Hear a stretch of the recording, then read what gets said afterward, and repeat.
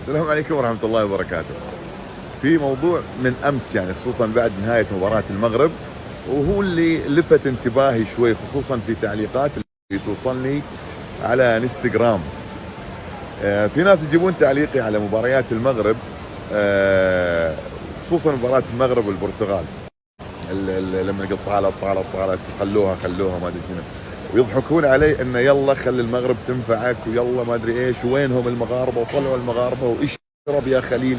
والله العظيم توصلني تعليقات من هذا النوع، يعني ناس يعني كانوا سبحان الله مقهورين من فوز المنتخب المغربي خصوصا على البرتغال. يعني انا اتكلم، خلونا نكون صريحين وواضحين، يمكن يكونون ناس متضايقين من خروج المنتخب البرتغالي وخروج كريستيانو رونالدو من البطولة، فكانوا فرحانين أمس بخسارة المنتخب المغربي، والله يا خليل وينك وخلي ينفعونك الحين فأنا استغرب من مثل هذه العقليات. يعني طبعا هو في النهاية يحق له يشجع كل منتخب، أي منتخب أنت تبيه وأي لاعب أنت تبيه يحق لك أنك أنت تشجعه، بس لا تجي تلومني انا اني انا فرحت واستانست على فوز المنتخب المغربي وتاهل المنتخب المغربي لدور نصف النهائي.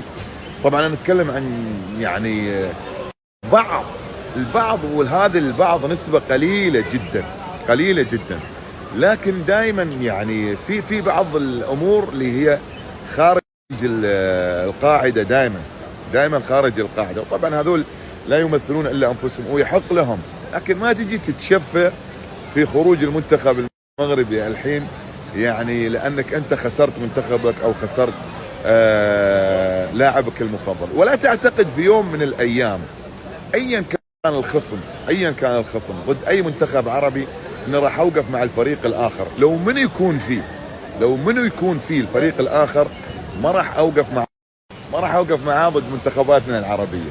اي منتخب يواجه منتخب عربي فصفنا ووقفتنا وتعليقنا ما راح يكون الا لصالح المنتخبات العربيه. نعم، حق المشاهد الحياد، لكن في بعض الامور ما فيها حياد.